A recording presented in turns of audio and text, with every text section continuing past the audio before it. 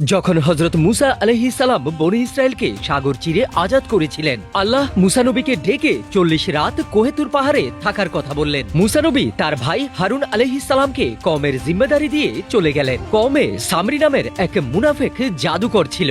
যখন আল্লাহ তাআলা বনী ইসরায়েলকে সাগরের মাঝখান দিয়ে পার করছিলেন আর ফেরাউনের বাহিনী ডুবে মরছিল, ওই সময় আল্লাহ হযরত জিবরাইল আলাইহিস সালামকে একটা খুবসুরত ঘোড়ায় সওয়ার করে পাঠিয়েছিলেন, যেন তিনি কওমের হেফাজত করতে পারেন। ফেরেশতা তো সাধারণত ইনসানদের নজরে আসে না, কিন্তু আল্লাহর হুকুমে সামরি জিবরাইল আলাইহিস সালামের ঘোড়ার পায়ের চিহ্ন দেখতে পান। আর তখনই সামরি চুপিসারে ঘোড়ার কদমের নিচের এক টুকরা মাটি নিয়ে নেয়। মুসা নবী কোহেতুর পাহাড়ে যাওয়ার পরে সামরি ওই সুযোগের সদ্ব্যবহার করে। সে মানুষকে তার বশে আনে আর বলে, তোমাদের কাছে যা স্বর্ণ রয়েছে সেগুলো সব একত্রিত করো, আমি তোমাদেরকে নতুন মাবুদ দেখাবো। লোকজনেরা মিশর থেকে যে স্বর্ণ নিয়ে এসেছিল সেগুলো সব একত্র করে। সামরি আগুন জ্বালালো, স্বর্ণ গলালো আর তার থেকে একটা সুন্দর বাছুর তৈরি করলো। সামরি জাদু করলো। যে মাটি হযরত জিবরাইল আলাইহিস সালামের ঘোড়ার পায়ের নিচে থেকে নিয়েছিল সেটা ওই বাছুরের উপরে ছিটিয়ে দিল। যখনই বাতাস চলতো ওই বাছুর হাম্বা হাম্বা বলে ডেকে উঠত।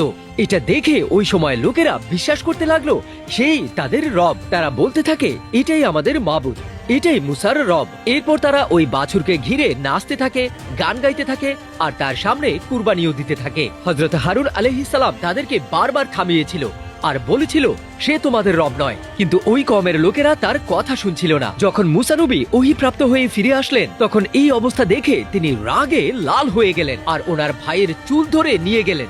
জিজ্ঞাসা করলেন, তুমি কি তাদেরকে আটকাওনি? হারুন আলাইহিস সালাম জবাব দিলেন, হ্যাঁ, আমি তাদেরকে বাধা দিয়েছিলাম, কিন্তু যদি আমি বেশি বাধা দিতাম তাহলে হয়তো তারা আমাকেই মেরে ফেলতো।